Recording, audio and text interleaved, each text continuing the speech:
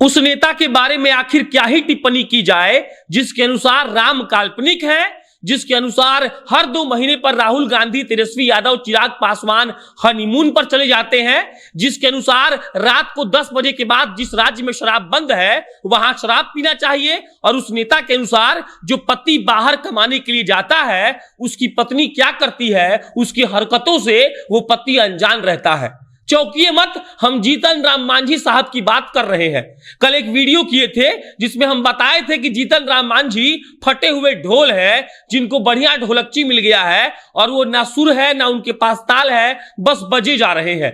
आज हम आपको उनके बयान को बताने आए हैं कि आखिर जीतन राम मांझी कैसे बयानबाजी कर रहे हैं, जो राम को काल्पनिक बता देते हैं।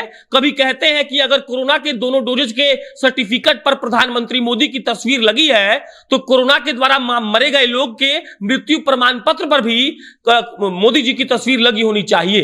अब आप ध्यान से सुनिए कि जीतन राम मांझी साहब क्या करते हैं। उससे पहले एक वाक्य सुन लीजिए। भाई साहब जब मुख्यमंत्री थे और जनता दरबार लगाए हुए थे तो उन पर किसी ने जूता से हमला किया था। हम इसका बिल्कुल भी समर्थन नहीं कर रहे हैं, बस आपको इंफॉर्मेशन के लिए बता रहे हैं कि जो जीतन राम मांझी के घर के बाहर अभी एट द मोमेंट ब्राह्मण लोग जाकर सत्यनारायण भगवान का पूजा कर रहे हैं, वो मांझी ये बयान दे रहे हैं कि हम एक बार नहीं 1000 बार हरामी बोलेंगे। आप सोचिए उस नेता के बारे में जो इस सूबे का मुख्यमंत्री रह चुका है, वो सरेआम किसी जाति को कह रहा है कि आप लोग हरामी हैं, और वो ये भी कह रहा है कि हम एक बार नहीं बोले हैं, हम लगातार बोलते रहेंगे कि वो लोग हरामी हैं। अब आप सिलसिलेवार तरीके से सुनिए कि जीतन राम मांझी साहब क्या क्या करते रहते हैं। भाई साहब जब मुख्यमंत्री थे तो जीतन राम मांझी साहब ने एक बयान दिया था। उन्होंने कहा था कि अगर ठेकेदार लोग अच्छा सड़क नहीं बनवाएंगे तो नक्सली लोग जाकर उनसे लेभी लेंगे।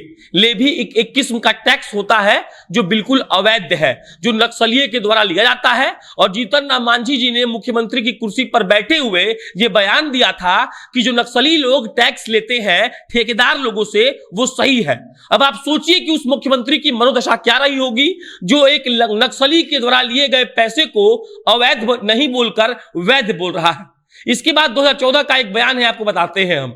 जीतन राम मांझी जी ने कहा था कि बिहार में बहुत बेरोजगारी है, लोग बाहर पलायन कर जाते हैं काम की तलाश में, और जो पति जाता है बाहर काम करने वो 1 साल बाद वापस लौटता है, और उस 1 साल के दौरान उसकी पत्नी कैसी हरकतें करती है ये उस पति को पता नहीं है।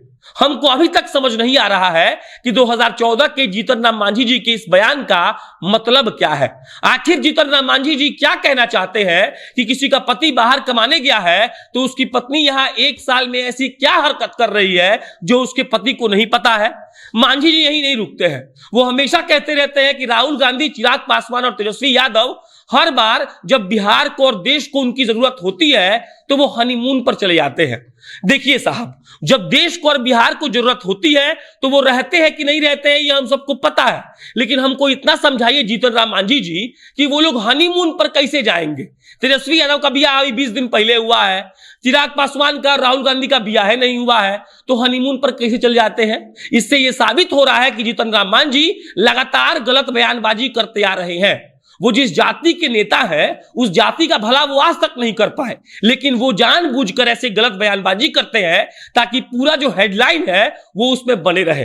जीतन राम मांझी जी ने कहा था कि राम काल्पनिक है, राम है ही नहीं, वो भगवान को नहीं मानते हैं, वो पूजा नहीं करते हैं। लेकिन ये समझ नहीं आ रहा है कि जब वो पूजा नहीं करते हैं तो उनके द्वारा ही सुनाई गई उनकी कहानी में जब वो कहते हैं कि मैं मंदिर गया था तो मुझे निकाल दिया गया, तो साहब आप मंदिर गए ही क्यों थे। और उसके अलावा जीतन राम मांझी कहते हैं कि बिहार में दारू बंद है लेकिन आईएएस आईपीएस सब 10 बजे के बाद दारू पीता है।